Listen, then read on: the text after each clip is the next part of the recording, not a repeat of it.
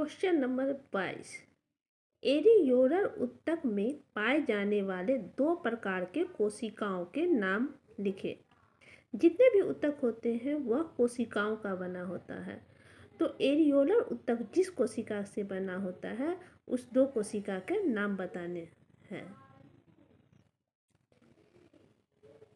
Areolar ऊतक ये जो इस ऊतक के आधार द्रव या मैट्रिक्स में कई प्रकार की कोशिकाएं तथा दो प्रकार के तंतु पाए जाते हैं। वे तंतु है श्वेत एवं पीला तंतु।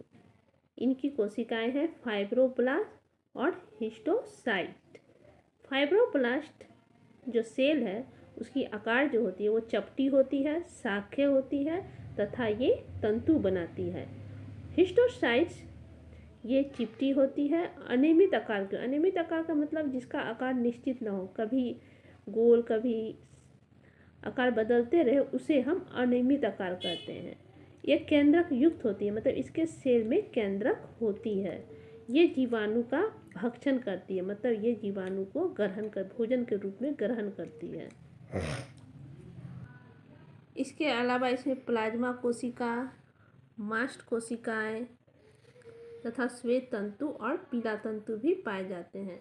पर आपको दो सेल का नाम लिखना है तो फाइब्रोब्लास्ट और हिस्टोसाइट लिखेंगे।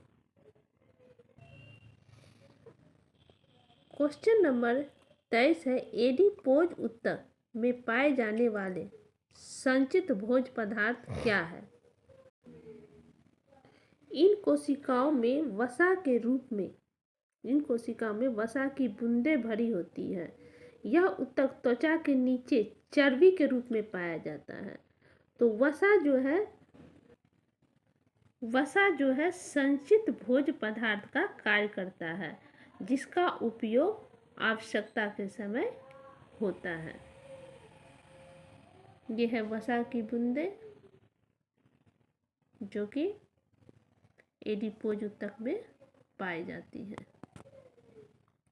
हमारे त्वचा के स्किन के नीचे भी एडिपोज ऊतक पाई जाती है, जिससे हमें ठंड से रक्षा होती है, जिसकी वजह से हमें ठंड नहीं लगती है। इस ऊतक का अधिक मात्रा में संचय से शरीर मोटा हो जाता है, मतलब अगर हमारे शरीर में या हमारे स्किन में फैट ज़्यादा होगी तो हमारा शरीर मोटा हो जाएगा। Question number 24। अस्थियों को मांसपेशियों से जोड़ने वाले ऊतक क्या कहलाते हैं। मतलब हमारे जो हड्डी है ऊपर जो मांसपेशियां दोनों को जो जोड़ता है उसको जोड़ने वाले ऊतक को क्या कहते हैं।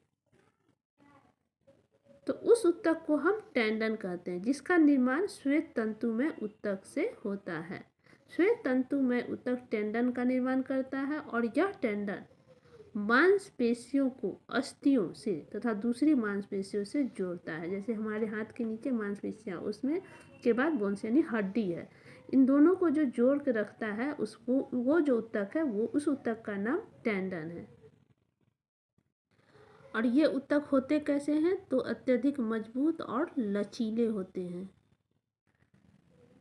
क्वेश्चन नंबर 25 है अस्थि को अस्थि से जोड़ने वाले ऊतक क्या कहलाते हैं। अस्थि का मतलब होता है बोन यानी हड्डी।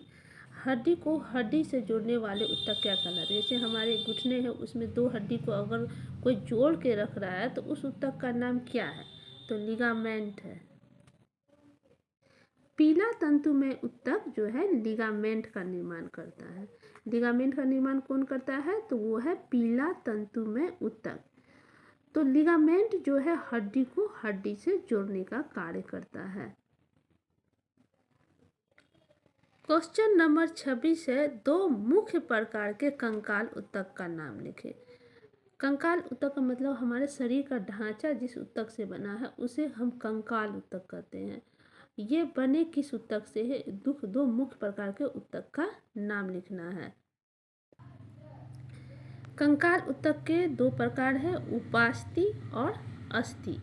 अस्थि का मतलब हुआ हड्डी, उपास्थि का मतलब होता है जो हमारे कान में नोज नाक में पाया जाता है वो उपास्थि ऊतक है।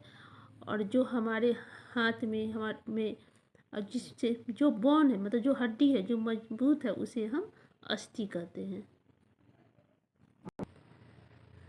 उपास्थि ऊतक बढ़ाकर यानी हमारे कान में जो हड्डी पाई जाती है उसे हम उपास्थि कहते हैं। नाक में, श्वास नली में जो पाई जाती है, ट्रेकिया में, कंठ में जो पाई जाती है, स्टर्नम तथा अंतरकोश के स्थान में जो पाई जाती है उसे हम उपास्थि कहते हैं।